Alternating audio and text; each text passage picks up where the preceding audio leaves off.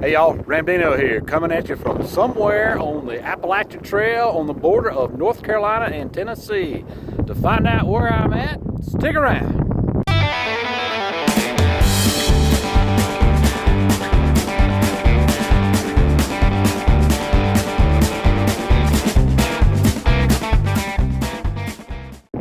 Alright folks, so a lot of you may recognize this place if you've done hiking down in the southern section of the AT, or you've through hiked. You may not. That's because there's no views here. This is Max Patch. So I've been here on days when the views was great, but not so much today. I just had to get out on the trail. Today's Sunday. This is how I go to church a lot of the times. Of course, I go to a regular church with 4 walls and a roof too, but I love this sanctuary. So I'm going to hit the trail, and I am hiking Sobo from Max Patch to, I believe it's Green Cove Road. I'll figure that out, let you know later. But it's near, right before you get to 40, where the AT crosses over I-40 coming out of Asheville. I'm going to do that short section, somewhere around 13.5 miles, something like that.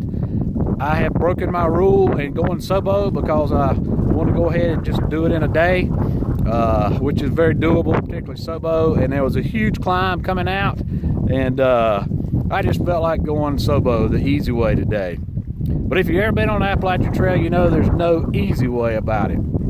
Anyway, let's get going. So one of the first things I find is that they have rerouted the trail, trying to rehabilitate some areas. And so I wanted to go right over the peak, and I did that, but the trail is somewhere over there.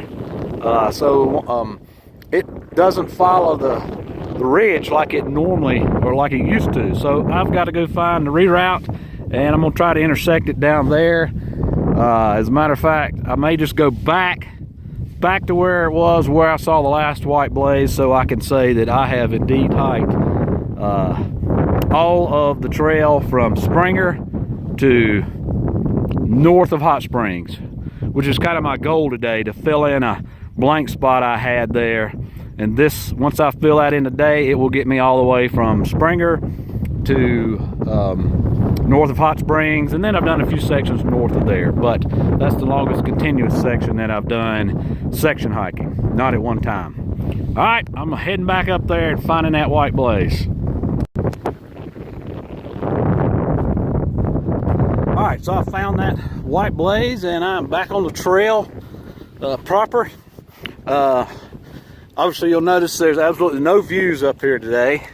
Probably would be later in the afternoon. It's supposed to clear off, and actually it was supposed to clear off the whole before now, and so that was my expectations, or I probably would have foregone this and done it later. However, you get what you get on the AT. So I decided to come on up, since I had it planned out, or planned at the last minute, but ready to go here. I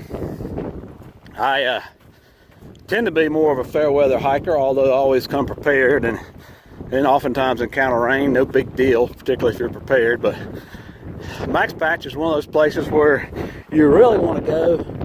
And oh, that's a nice warning. Respect the rattlesnakes. All right, please stay on the trail. Good warning. Max Patch is one of those places where you really want to come on a day when it's got a good view, because it's got 360-degree views, and it's all open, not a tree up here, and it's just really, really nice, really gorgeous. So I've been up here on numerous occasions. You've actually seen me come up here with my daughter Mac, and but today didn't get one. Well, that's cool. It's about 2 hours from home, so I'll probably come back some other time. But in any case, if you're through hiking, section hiking, by all means, try to hit this place on a clear day. All right, I'm still on the patch, but I'm heading Sobo. Chat with you in a bit. Some kind soul has left just a small amount of water cache up here, so I'm sure that through hikers appreciate that. Also saw on the other side of Mac's Patch where somebody had actually left a couple boxes of firewood. So, you know, it being a bald, it's a pretty good distance to find any firewood and any trees or anything. And so it was just below the summit.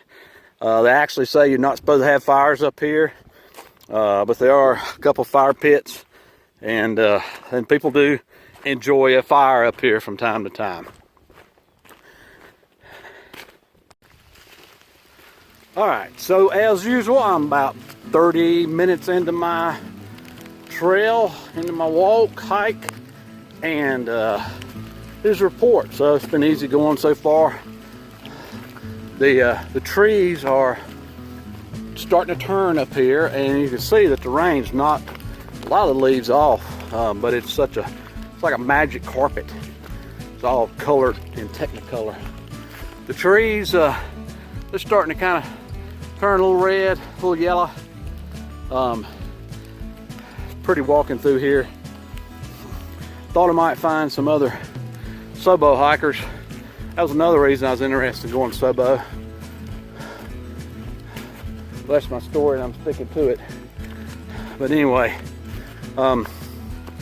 there's been, when I was up on the summit of Mac's Patch up there, I was walking in the clouds. So I won't say that it was raining because I was walking through water vapor clouds.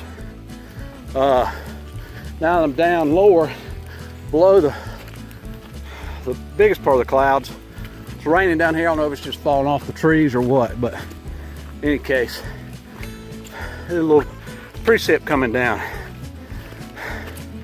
So in the continuing saga of what has Ramdino forgot this time, I forgot my insoles.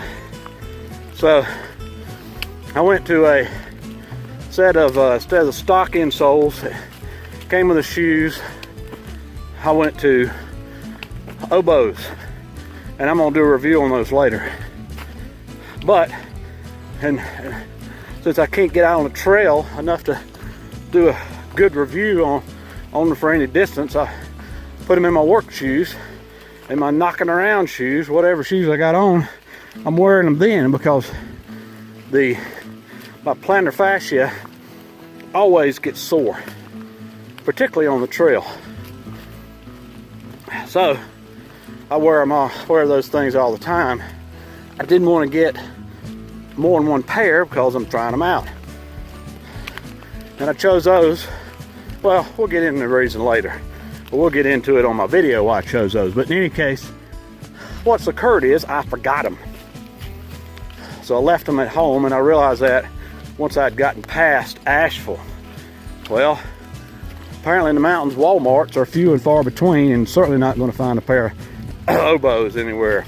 So had to get off the trail, divert for about a 30-minute divert round trip to get me a pair of insoles, because I had nada in my shoes. So that's what I forgot this time. I did happen to remember my cat crap anti-fog paste, and I put it on last night. Apparently in clouds it don't work because my glasses fogged up pretty quick, so now I'm walking without them. Ain't gonna do so until this rain stops. Don't ever trust radar. Radar didn't show this mess. The forecast shows it clearing up by 11. So, but earlier forecast said it'd be clearing up by 9. So apparently the front stalled somewhat. But in any case, it's still gorgeous out here. It's a good day, it's not too cold. I think my thermometer said 55 or something. Of course, I'm on the trail, I'm heated up. All right, our stop is going to be Groundhog Shelter, where I intend on eating lunch. We'll stop there and check out the trail logs. All right, Charlie Mike. All right, so it had stopped raining, and that was not precipitation falling off the trees, that was rain. I'm continuing on, just left Groundhog Shelter. Couldn't show you much from the last time I filmed just because it was raining and phone don't work when it gets moisture under the screen protector. So I've got just left Groundhog Shelter. That shelter has the oddest privy. It's tiny. The walls are low. It's like within rock throwing distance of the shelter. So, and if you sit on it, your back's to the shelter. But if you're standing, you're facing the shelter. Which means, with the low walls, folks in the shelter, if you're a guy, can check out your junk. That's crazy. Anyhow, and then the door on it, you can't shut the door and sit down. So, and the first one I've seen that didn't meet ADA code. You know, on federal controlled property like the AT, which is controlled by the National Park Service, everything, all the privies have to meet ADA, American with Disabilities Act standards, which means they have to have grab bars, and a lot of them even have a wheelchair ramp to get into them, and they have to be big enough to have a 5-foot turning radius inside of it for a wheelchair. Don't ask me how that wheelchair is supposed to get to the privy. Once you get there though, you're good to go. Anyhow, enough about that later. That's a pretty crappy story anyhow. So I am climbing up Snowbird Mountain. I've got 2.5 miles and all up. I will pass the campsite, but it's not a shelter, it's just a campsite. Birches, I believe it was called. But get up there to the Faa Tower. Still overcast. Don't think I'm going to get a view. Maybe I will. We'll see. Alright. I'll show you some of the trail a little later. It's up, getting to me later.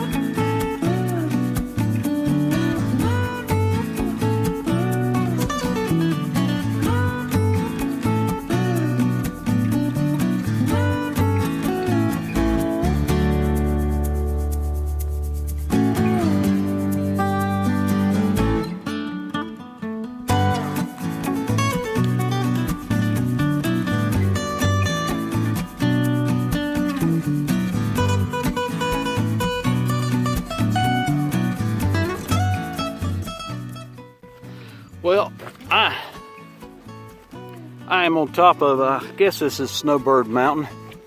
It's where the Snowbird VOR FAA station is, and I can hear it from here. Not going to be a view today.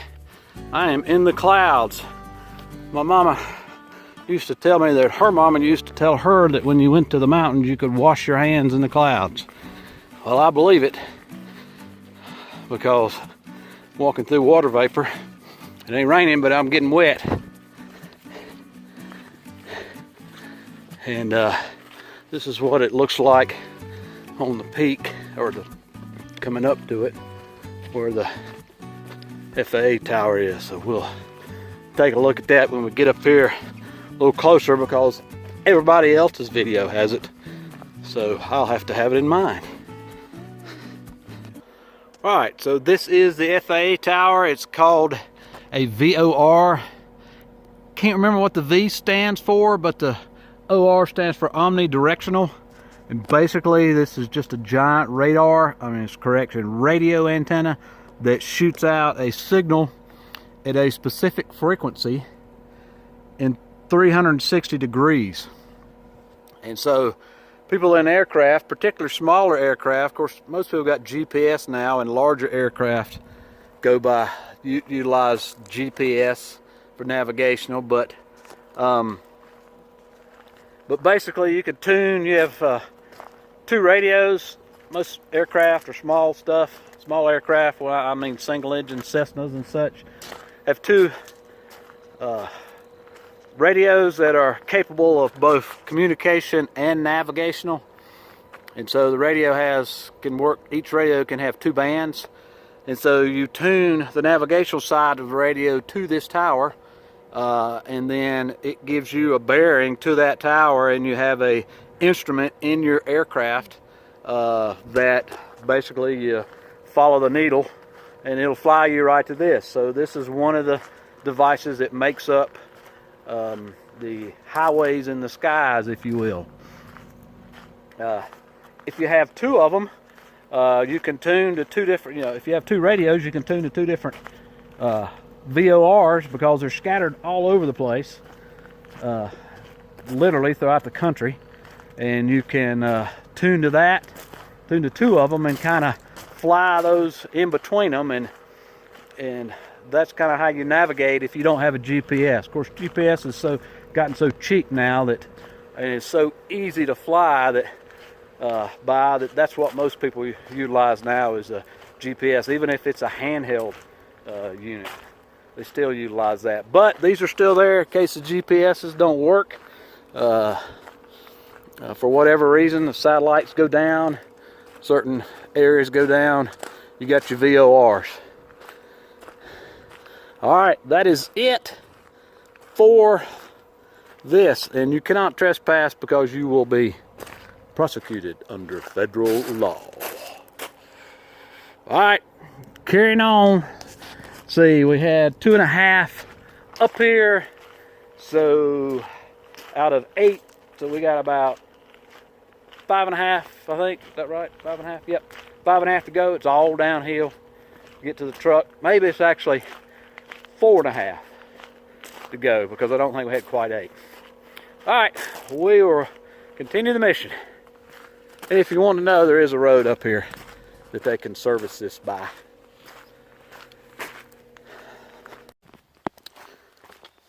Well, I'm about 5 minutes from the truck.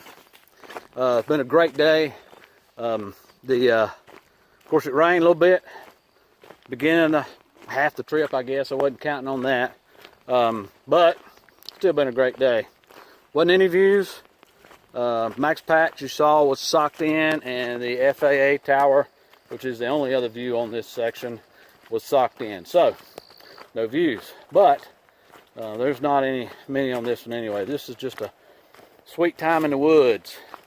And the trees are starting to change colors, and particularly now it's just kind of brilliant the way the sun's starting to come through the trees, and it's starting to fluorescent kind of. But anyway, the trip is over, the section's over, the hike's over. I've enjoyed it immensely. Would recommend it. No regrets for doing Sobo, just because still hike the trail, and that's the main thing, is getting out on the trail. Sometimes people get caught up, and I've been guilty of this, of being a purist, but hiking this and hiking it to Sobo, of course there are people that hike the whole thing to Sobo, but this kind of changed my outlook on that, as far as the way I've been doing it. And the way I've been doing it there's no right or wrong way. The only wrong way is not to get out here if you're able and you desire to. In any case, that's it for this trip. Enjoyed it. Hope you enjoyed coming along. Stay tuned for my next trip. This will bring me, complete my section from Springer to just north of Hot Springs.